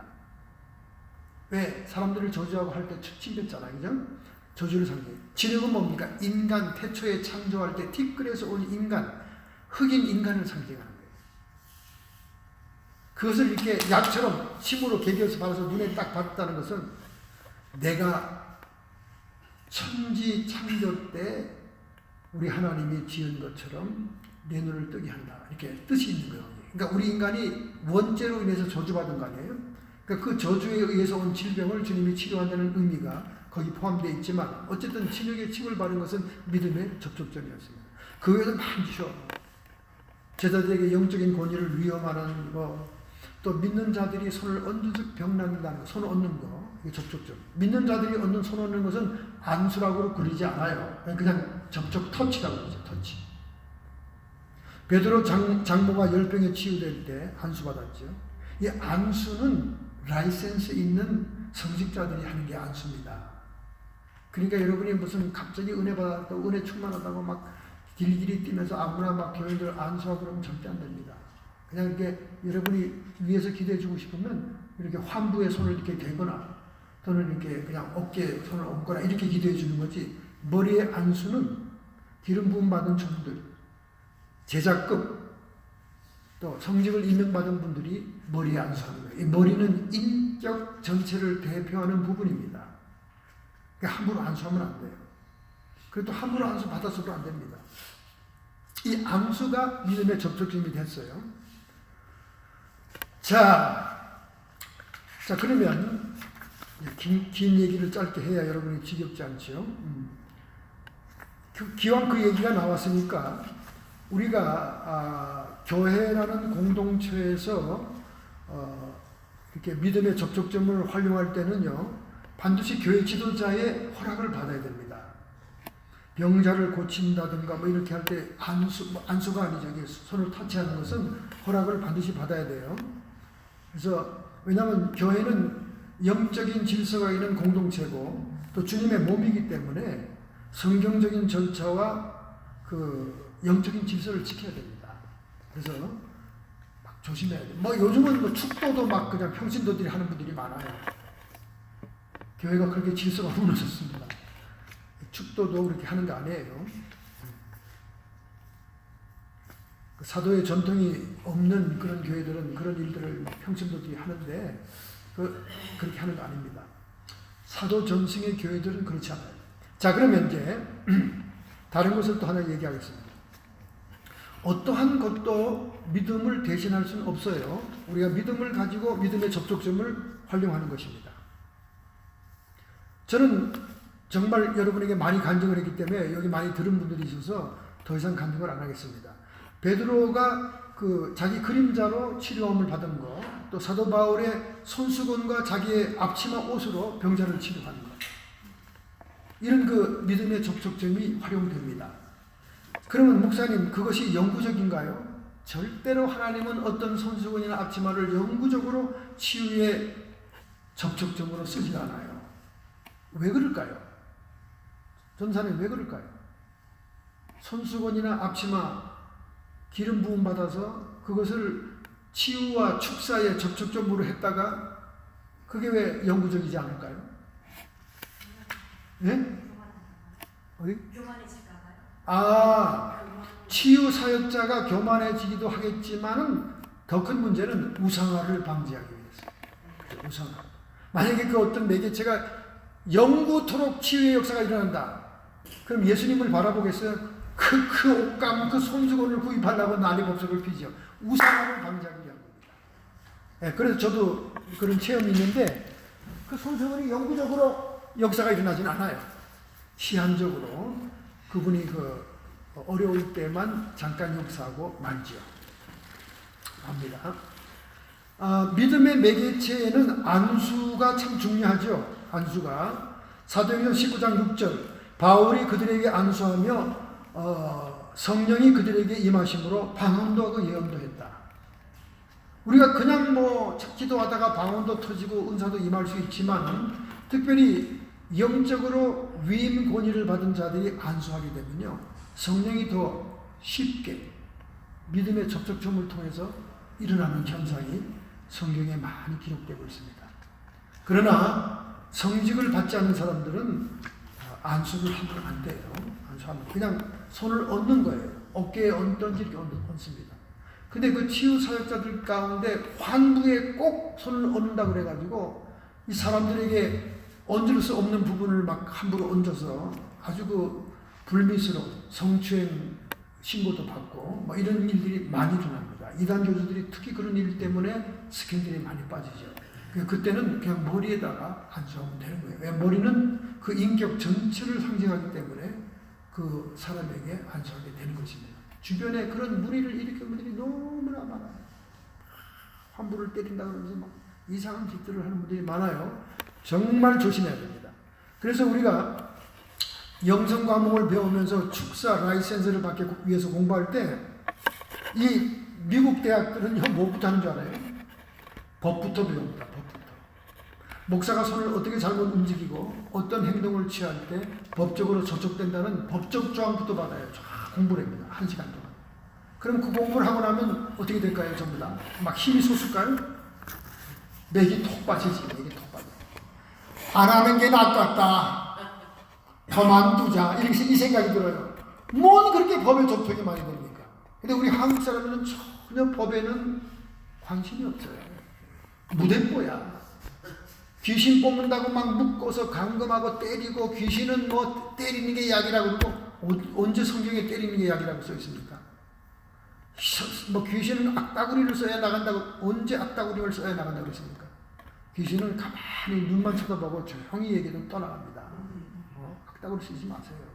악다구리 쓴 거는 준비가 안 된 사람이기 때문에 이 치유 사역자가 지가 답답해서 소리치는 거예요. 지가 답답해서. 근데 이미 준비가 된 성도면요 그냥 살짝 나가. 예수 이름만 나가면 아주 더덜덜면서 갑니다. 왜? 자기 준비가 다 돼. 회개했죠. 금식했죠. 성경 공부했죠. 준비가 다 된 거예요. 그리고 자기에게 있는 존재가 자기의 인격과 다른 존재라는 걸 깨달았죠. 리커그나이즈를 했죠. 그러면 나가게 되는 거예요. 근데 제 아무리 능력 있는 목사가 기도해주고 제 아무리 자기가 해결받고자 원한다 해도 세미나나 이론 교육이나 성경 공부를 하지 않고 무장하지 않으면요 절대 귀신이 떠나지 않아요. 귀신이 영합니다. 성령만은 못하지만은 알 건 다 알아요. 그래서 자기를 다루는 사역자가 얼마나 빙신인지 얼마나 영적으로 무능한지 다 알아요. 콧방귀 낍니다. 너나 잘해, 너나 잘해. 그래요. 얼마나 귀신들 다 급수가 있어요. 급수가 높은 것들은요, 일반 젊은 사역자들이나 경험 없는 사람들은 상대도 안 해줘요. 상대도 안 해줘요. 꼼짝도 안 합니다. 눈만 깜빡깜빡하지 않아요. 개망신만 당합니다. 여러분 함부로 덤벼들지 말아요. 뭐 쇼하려고 여러분 뭐 능력 있다는 거 막 드러내려고 막 함부로 덤벼들지 마라. 망신당해. 저희 아버지가 요세미티 광야 기도원을 할 때요. 광야 기도에 수없는 교회들이 와서 부흥회합니다. 학생 부흥회, 청년 부흥회, 어린이 부흥회, 노인들 부흥회합니다. 부흥회하다 보면 이상한 현상이 일어나잖아요. 그죠? 근데 목사님들이 영적인 지식이 없으니까 당황합니다. 그럼 그 현장을 수습을 못하는 거예요. 그러면 저희 아버지는 원장으로서 기도원이 난장판이 됐으니까 저한테 전화합니다. 황 목사, 지금 어디 있어? 왜 지금 집에 있는데요? 빨리 와야 되겠다. 제가 트레이시 살 때는 뭐 빠르니까 빨리 가죠. 가보면 어떤 현상이 일어납니까? 한참 청년 집회가 일어나는데 어떤 여자애가 피아노에 앉아서 피아노 치고 있는 거예요.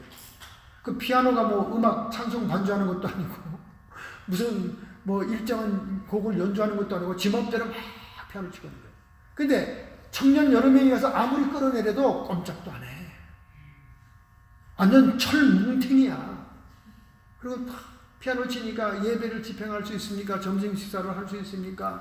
아무것도 없고 올 수도 하고 있는 거예요. 그럼 이제 제가 이제 가서 이제 하나님께 기도하고 한번 그 하나님의 그 내용 사연을 알려주죠. 얘가 대학 친구 단짝이 있는데 그 단짝이 홍콩이라는 거예요.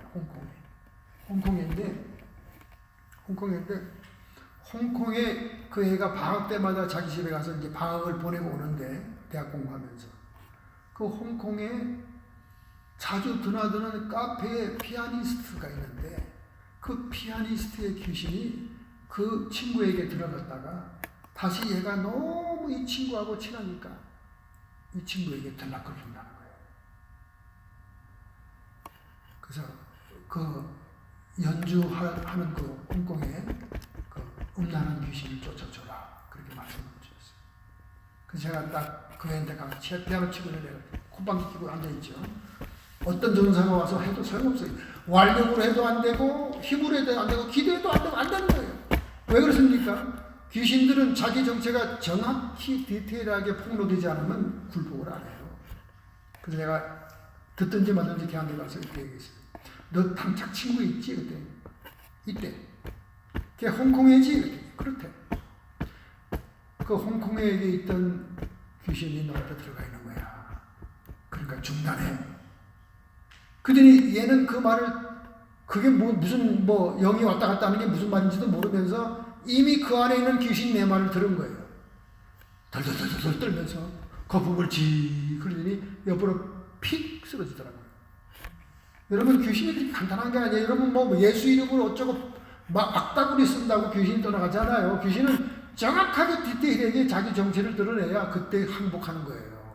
그때 예수님이 굴복하는 겁니다. 그러니까 청년들이 끄집어내고 해도 철근같이 앉아있던 걔가 그냥 픽 쓰러지고 자더라고요. 저쪽 담요 덮어주고 그냥 내버려 두라 이제 갔다 그랬어요. 그러니까 웬일입니까? 그 청년 담당 목사님이 아유 목사님 그러면 목사님 50배 인도해달라는 거야. 50배를 인도해달래. 그래서 50배를 인도하고 예배 설교 끝난 다음에 다 나와서 안식기도 받으라 그러니까 웬일입니까? 그 젊은 청년들 안에서 얼마나 많은 귀신들이 떠나가는지 몰라요. 여러분 청년들에게도 귀신들이 엄청나게 있습니다. 부모에게 반항하게 하고 막 이상한 마리화나 피게 하고 수없는 그런 귀신들이 붙어 있는데 또 청년들은 어른들하고 다른 건 뭐냐면 굉장히 수용성 감수성이 좋으니까 목사님 말씀을 빨리 수용하고는 자기 문제를 해결하려고 하니까 귀신이 막 사방에서 떠나가는 거예요. 아마 하나님이 그것을 하기 위해서 그 여자 청년을 피아노에서 꼼짝 못하게 하는 줄 믿습니다. 할렐루야. 그 청년들이 막 예배 끝나고 흥분이 된 거예요. 이게 무슨 와서 해프닝이냐는 거죠. 와서 해프닝이냐. 여러분 그렇게 단순하지 않아요. 그러니까 여러분이 괜히 아는 척하고 쇼업하지도 말고요. 모르면 모른다고 그래야 돼요. 여러분이 정직하면 정직할수록 하나님이 여러분이 사모하는 은사를 줄 기회가 있는 거지. 있지도 않은 은사를 있는 것처럼 쇼업하고 자꾸 그러면 귀신만 붙어 있는 거예요. 여러분. 귀신만 붙고 성령은 안 와요. 그리고 여러분이 그렇게 소망하는 은사가 안 옵니다. 더군다나 귀신들은 더 알아요. 여러분의 상태를. 여러분이 얼마나 초짜인지 영의 지식에 문외한인지 그리고 괜히 아는 척하는 인간인지 다 알아요. 다 알아요. 그렇게 막 귀신의 역사가 일어나고 그러니까 청년부 담당 전사 하나가 자기도 능력이 있다는 식으로 막 뛰어오더니 내 옆에서 막 지가 쪼는 것처럼 막 쇼를 부리더라고. 자기 학생들이 보는 바닥이니까. 그래서 그럼 네가 한번 해봐라. 내가 그랬어. 해봐라 했더니 기탱뱅이 딱 맞은 거예요. 귀신한테 그냥. 기탱뱅이 탁 맞 꼬꾸라져 나갔다 그랬어. 까분다 이거야. 귀신들이 다 알아요. 얼마나 이렇게 망신스러운지 알아요. 그러니까 우리는 하나님 앞에 겸비하고 정직하고 하나님만 바라보고 성령의 능력을 사모하고 영적인 훈련을 해야 됩니다. 그래서 우리가 제일 먼저 해야 될 것은 우리가 지금 하는 것처럼 이론 교육부터 해야 돼요. 이게 뭔가를 알아야 되는 거예요. 뭔가를 알아야 돼요. 자, 예수님의 제자들이 믿음의 저초적으로 쓴 것이 또 있습니다. 눈을 사용했습니다. 믿음의 저초적으로. 사도행전 3, 4절에 보면 베드로와 요한이 더불어 주목하여 가로되 우리를 보라 하니 그리고 오른손으로 잡아 일으키니 발과 발목에 힘을 얻었더라. 안진뱅이를 치료할 때 내 눈을 보라고 해요. 눈이 믿음의 접촉점이 된 겁니다. 하여간 많은 것이 성경에 기록되어 있어요. 조금 전에 얘기했던 것처럼 제자들의 안수, 그 다음에 바울의 손수건, 앞치마, 사도행전 19장 12절 심지어 사람들이 바울의 몸에서 손수건이나 앞치마를 가져다가 병든 사람에게 얹으니까 그 병이 떠나가고 악귀, 귀신도 떠나가더라. 귀신 떠나가는 현상에 대해서 여러분이 스트레인저하게 생각하면 안 됩니다. 성경에 이렇게 많이 있어요. 성경에. 복음적인 사건이에요. 근데 오늘날 이론만 얘기하는 목사들 가운데는 굉장히 여기에 대해서 알러지 현상을 일으킵니다.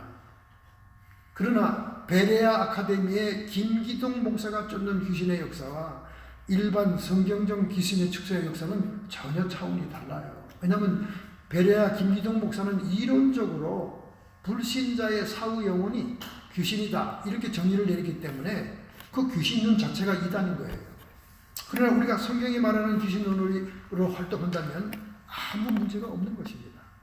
할렐루야.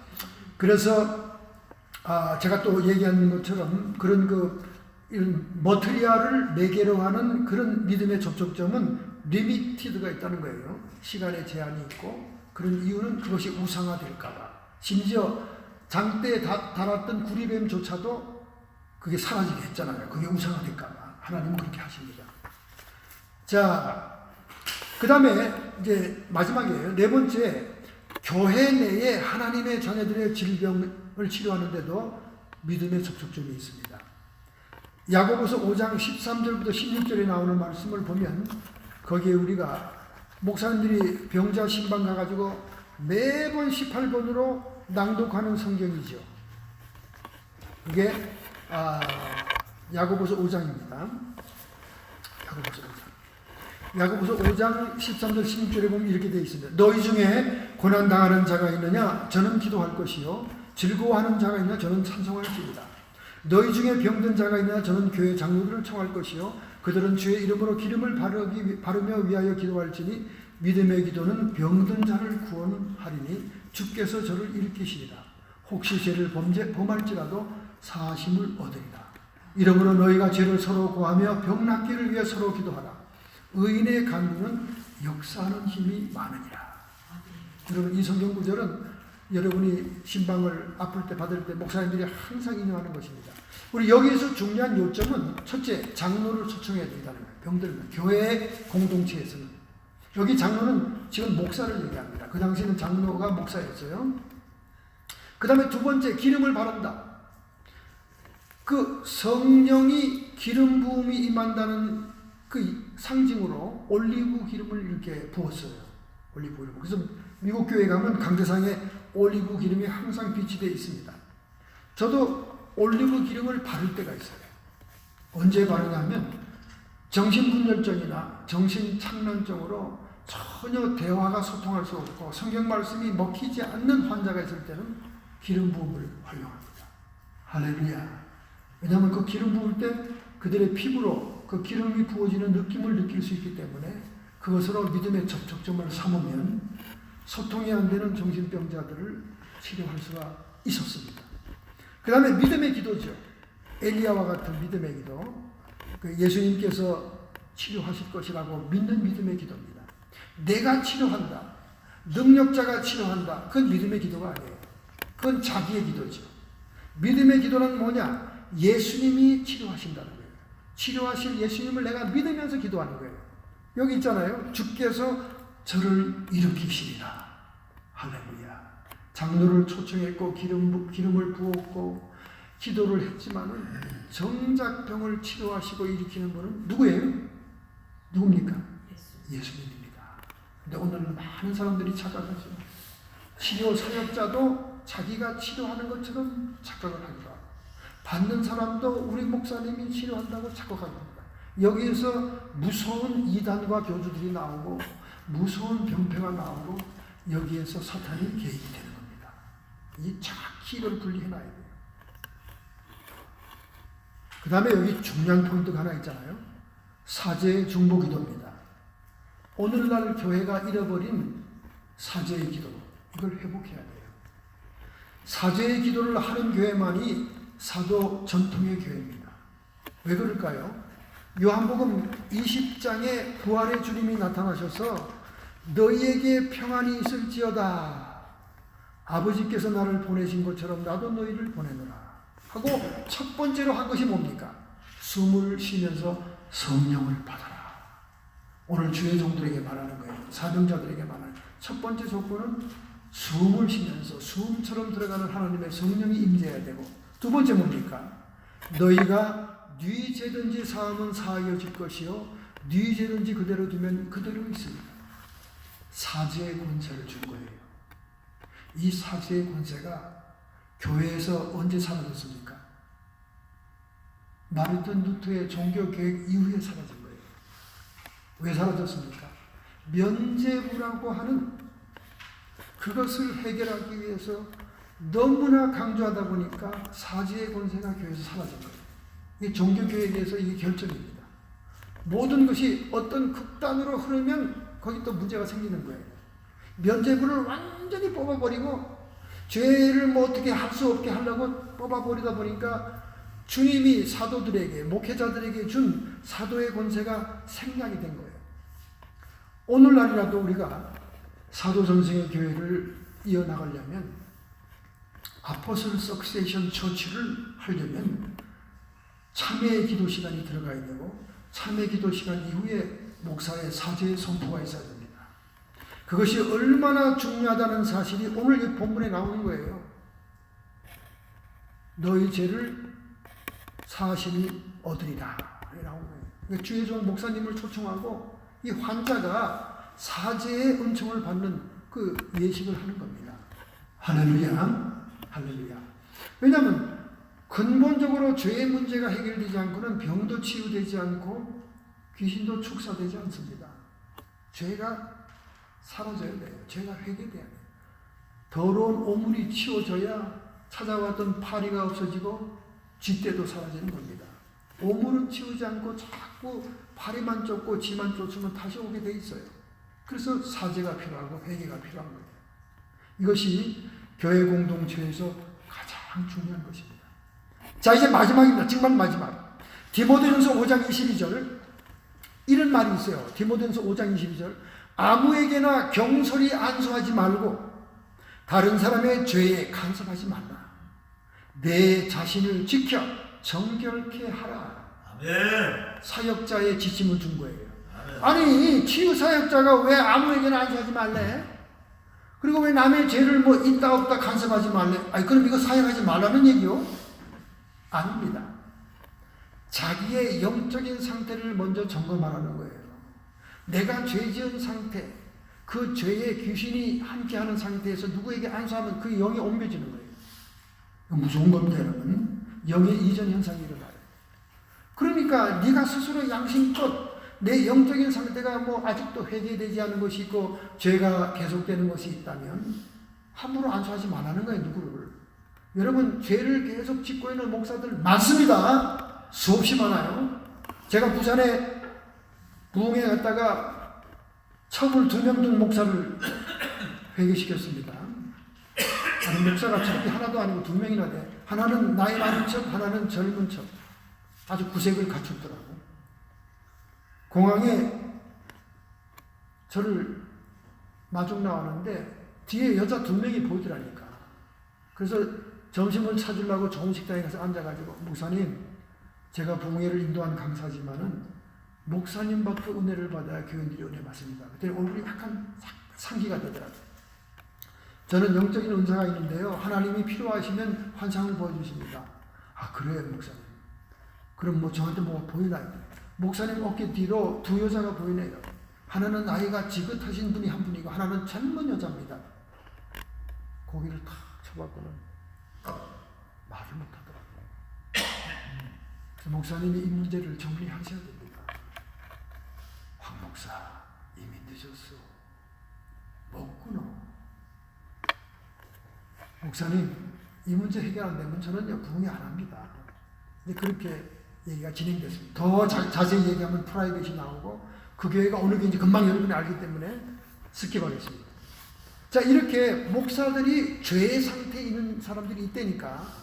그러니까 아무에게나 경솔하게 안수하지 말라는 거야. 왜? 너의 나쁜 죄에 탄 영들이, 나쁜 영들이 성도들의 양들에게 이전된다 그 말이에요. 그러니까 여러분이 의심 가는 목사들 영부를 대면 받지 말아요. 목사님 오늘 안수 받을 기분이 안 납니다. 저 오늘 안수 안 받겠어. 이렇게 거부해도 되는 거예요. 할렐루야. 저는 미국 와서 저 산리엔드로 꼭대기인 하얀 교회당에서 여전도회를 하고 난 다음에 담임 목사가 반드시 안수를 좀 해주라 그래서 안수하는데 딱 앞자리인 사람을 안수를 딱 하는 순간 아파야! 그러더라고 여자가. 나 세상에 태어나가지고 안수하다가 기록을 한 건 처음이에요. 아프다는 거야. 제가 안수를 할 때 좀 세게 때리거든. 딱! 그러니까 내가 얼마나 기절했어. 첫사람에게 안수 딱 하는데 아파야! 뒤에서 교인들이 다 했는데 와, 그 내가 손을 딱 들어봤더니 반지를 끼고 있더라고. 반지를. 그 다음 이후로 제가 반지를 끼워본 적이 없습니다. 너 총각이냐? 이래도 저는 반지를 끼워본 적이 없어요. 안수해야 되기 때문에. 그때 아주 제가 한국 교인들은 아파도 참지. 제가 그 반지 낀 손으로 얼마나 안수를 많이 했겠어. 한국 부흥회 다니면서 한 사람도 아프다는 사람 없어. 훅가시한 머리가 좀 들어갔다고 좀 한 사람은 있었고. 근데 미국 교인들은 그렇게 소리를 지르더라고. 참 스포일러스 하니까 메이드 인 USA다. 그러니까 아무나 경솔히 안수하지 말라니까. 네 상태를 보고 안수하려는 거야. 자신의 영적인 상태 아직도 정리가 안 되고 영이 나쁜 것이 있으면 하면 그 영들이 다 붙는다니까. 다 딴 사람한테. 제가 실제로 축사하는 가운데 목사한테 안수 잘못 받아가지고 들어간 영이 있는 걸 내가 다 지적하고 그랬어요. 조심해야 돼. 그리고 자신의 죄가 아직 스틸 고잉인데 자신의 죄가 회개되지 않았는데 왜 안수할 자격이 어디 있어? 그리고 다른 사람의 죄에 간섭하지 말래잖아. 너 죄가 있고 뭐 어쩌고 지 죄도 해결이 안 되는데 왜 남의 죄에 간섭을 하냐 그 말이야. 디모데전서 5장 22절에 자기가 알아서 자기가 스스로 절제하라는 거예요. 내 자신을 지켜 정결케 하라. 왜 안수하지 못하게 했냐? 왜 남의 죄를 간섭하지 못하게 했냐? 이유가 그 밑에 나오잖아. 내 자신을 지켜 정결케 한 다음에 네가 주의 종으로서 안수할 만한 영의 상태가 되면 그때 하라는 거야. 성령이 충만하고 말이지. 할렐루야. 아무렇게나 여러분 교회가 되는 게 아닙니다. 교회는 믿음의 공동체이기 때문에 사도 전승의 교회이기 때문에 영적인 질서를 지켜야 돼요. 성경적인 절차를 지켜야 됩니다. 아무 때나 사람들이 긴둥긴둥 뛰어다니면서 안수한다고 막 이렇게 하면 안 돼요. 왜냐하면 영이 이전하기 때문에. 영은 말로도 이전되지만 안수로도 이전됩니다. 무섭습니다, 여러분. 무서워요. 그러니까 조심해야 됩니다. 이것이 오늘 마지막 얘기로 마쳤습니다. 그래서 무책임하게 오용하는 그런 영적인 혼란을 방지하기 위해서 우리는 자기의 인격을 다잡아야 되고 자기 훈련, 자기 부인의 훈련을 해야 되고 건전하고 진정한 교리로 무장해야 되고 그리고 멘토링과 훈련으로 사역자를 키워내고 치유 사역을 감당해야 됩니다. 할렐루야! 너무나 오랜 시간 지루하게 여러분 들었습니다. 이런 교육이니까 한 텀을 또 맞춰야 되니까 했습니다. 용서하시고 기도하겠습니다. 하나님 아버지, 이 시간 우리가 치유사역 세미나를 통해서 우리가 사역을 하기 위한 훈련을 했습니다. 이 실제 훈련을 하기 전에 먼저 이론으로 무장하지 않고 우리가 어느 영의 골짜기로 흘러들어갈지 향방을 알 수가 없겠기에 진정한 하나님의 말씀을 통해서 치유의 법칙을 배우는 가운데 있사오니 하나님 저희들이 이 놀라운 성경의 진리의 말씀으로 무장하게 주옵소서. 이 시간 각 사람의 마음속에 결단과 결심의 의지를 주심으로 가슴에 손을 얹게 해주시옵시고 육체의 질병의 흔적이 있는 장소에 손을 얹음으로 주님의 치유의 안수를 받는 순간이 되기를 원합니다.